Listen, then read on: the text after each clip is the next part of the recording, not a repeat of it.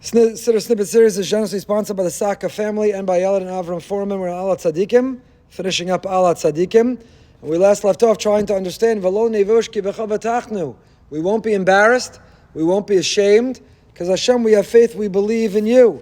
Why do we think we'd be ashamed? Why in the world would we be embarrassed? It's the proudest thing in the world, have faith in bitachon, to live with bitachon. Simcha keinu, sein sachar tov l'chol abotchem b'shimcha be'emes, simcha keinu mahem, to live a life of bitachon, dveikas emunah, to feel the presence of Hashem. Why in the world would a person be ashamed or embarrassed? Why do we have to say v'lo nevosh? So we saw the Siach Yitzchak and Dover Shalom said, when it comes to human beings, mere mortals, when we take, when we rely, when we are the beneficiary of a handout, we're ashamed, we're embarrassed. We carry that debt of gratitude. But the Ribono Shel Olam lo nevosh ki v'chavatachnu. The fact that we put our bitachon in you, and we're able to proudly walk around with our head held high and say, you give me parnasa, you found me my shidduch, you give me my children, you provide all that I have, v'lo nevosh. There's no busha in that. In fact, that's ochem mishochan malachim. There's a kavod to say that we're the children of Hashem. There is an honor. Rabbi Yonasan Eibshitz in his Yaros Devash has a different interpretation. And here it comes down to the nusach. We mentioned nusach Ashkenaz and nusach Sfar, put the comma in a different place. Is it simcha keinu imahem liolam, put my portion with them forever, or simcha keinu imahem kama uleolam lo nevosh, and forever let me not be embarrassed. So if it's forever let me not be embarrassed, Rabbi Yonasan says pshat is when we leave this world, when we get to the next world. See, there's very few things that are more embarrassing or humiliating or filled with shame than when a person comes to the next world and they're reunited with their loved ones and their ancestors and their predecessors and the Beis Din Shamala, and their image of who they were doesn't match the life that they led. If a person has, many people have blind spots, many people lack self-awareness, the Chovas HaLevavos writes, then in the future, people will be shocked because they consider themselves much more righteous than they are. If you asked everyone to rate themselves, kemat tzaddik and tzaddikas, everyone's pretty good, see themselves as pretty good, give ourselves the benefit of the doubt. And when the reality, when the video plays of our lives, where we made mistakes, where we came up short, where we failed in bitachon, and in applying a life of faith to Hashem, that reality will kick in, that reality will set in. So it says Rabbi Yonasan Eibshitz, that's the pshat. V'lo nevosh liolam, lo'olam lo nevosh. For perpetuity, for eternity, let me not be embarrassed and ashamed when I leave this world and when I confront my ancestors in the next world. Let me not be humiliated or embarrassed based on who I was and how I lived, not based on aspirationally or who I think I am. So is it referring to this world? La'olam. Where do you put the comma? Is it referring to the next world? I'll tell you a third pshat, the last pshat. And what does it mean? V'lo nevosh ki v'chavatachnu. From Rabbeinu Avram ben Hagra.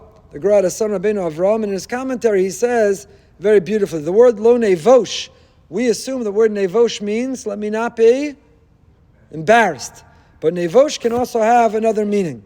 Pasuk in Mishlei, Perek Yud Beis, Pasuk Dalet says, Eishes chayal ateres bala, uchirakov ba'atzmosav mivisha. A capable wife is the crown for her husband, but an incompetent one is ka'atzmosav mivisha. Mivisha means to delay, to push off. Boshesh, to delay. The pasuk says, Boshesh Moshe, Moshe was delayed. So the word Boshesh can mean embarrassed, it can also mean to delay. Boshesh Moshe, Moshe was delayed. So therefore, according to this, what it means, we daven v'lo nevosh, means that we should not be delayed. We should not be delayed, but we should practice a bitachon, v'lo nevosh ki v'chavatachnu. Let me not be delayed or pushed off, because our bitachon is in Hashem.